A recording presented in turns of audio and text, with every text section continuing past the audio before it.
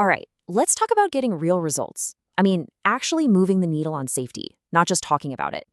We're going to dive into a framework that's an absolute game changer for turning those fuzzy safety goals into concrete, life-saving actions. Let's get into it.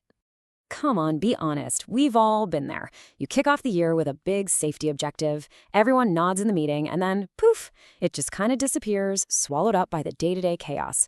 It's incredibly frustrating, and you know what? It's also incredibly dangerous. And that's the hard truth right there. A goal like improve safety isn't a goal. It's a wish. It has no teeth, no direction, no power. And in our line of work, wishes don't keep people safe. Plans do. Concrete, actionable, measurable plans. So why do these goals fail so often? Look, it's probably not because you or your team don't care. The problem isn't the intention. It's the execution. It's the lack of a proper framework to build that goal on.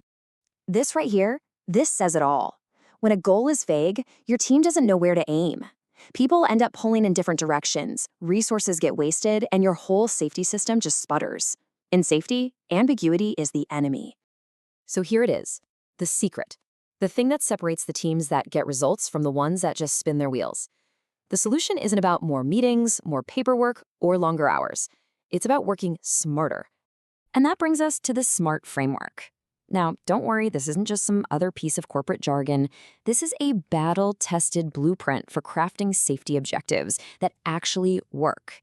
So let's break it down piece by piece. First up, S is for specific, and I mean crystal clear. Improve warehouse safety? Useless. How about this instead? Reduce slip and fall incidents in the Jebel Ali warehouse loading bay by training all ground staff on our new housekeeping procedures. See the difference? We know exactly what we're doing, where we're doing it, and who's involved. That's specific. Next, M for measurable. You've heard this before, but it's the absolute truth. If you can't measure it, you can't manage it. You need a number, not just let's have fewer errors, but let's decrease the rate of maintenance errors by 10%. That gives you a finish line. It tells you if you're winning or losing. Now, A for achievable. This is a huge one. A goal like 0 incidents across the entire company this year sounds great, but is it really achievable? If a goal feels impossible from the start, it just kills motivation. You want to stretch your team, for sure, but you don't want to break their spirit. Then we have R for relevant. The goal has to actually matter. It has to connect to the real risks your people are facing every single day. If you're managing a construction site in Dubai, a goal to reduce heat stress incidents is highly relevant.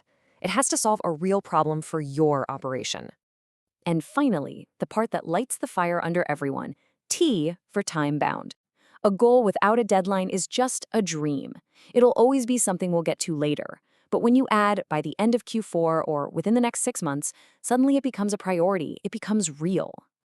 Okay, so that's the theory. Pretty straightforward, right? But now let's see what this looks like in the real world, out on the front line where it actually counts. I mean, just look at this comparison. It's night and day. On the left, that vague wish, improve manual handling safety. What do you even do with that? But on the right, that's a plan. Reduce manual handling injuries on the Jebel Ali construction site by 15% within 6 months through targeted training and new lifting aids. Now that is something you can build a project around. That's how you get results. And this is so important to understand. SMART isn't some separate little tool. It's the engine at the very heart of any professional HSE management system. It's what powers your corrective actions after an incident. It's what makes your high-level safety policies mean something on the ground. It connects everything. So let's talk about the payoff. Why should you bother with this? Because mastering this one skill doesn't just make your reports look better. It fundamentally changes your impact as a safety leader. I mean, look at this. This is why we do it. It creates focus, it builds accountability, it gives you concrete proof to show auditors from places like NEBOSH that you're serious, it helps you get the budget you need for new equipment or training, and, most importantly, it shifts you from just reacting to problems to proactively preventing them from ever happening. And that, my friends, is how you save lives. So to wrap things up, I want to leave you with a super simple tool you can start using today, right now on your very next safety task. Here it is, your 5-point checklist. Before you sign off on any new safety goal or corrective action, just run it through these 5 questions. Is it crystal clear? How will we track it? Can we actually do this? Does it really matter? And when is the deadline? If you can't say yes to all 5, it's not ready yet. So I'll leave you with this final thought. Think about the next safety item on your to-do list, the next improvement you want to make. Is it just a wish you're hoping for, or is it a real, solid, smart plan? The choice makes all the difference. Hey, if you found this explainer helpful, do me a favor and hit that like button, and make sure you subscribe to our channel, ITeachSafety. And don't forget to ring that notification bell so you won't miss what's coming next. Thanks for watching and stay safe out there.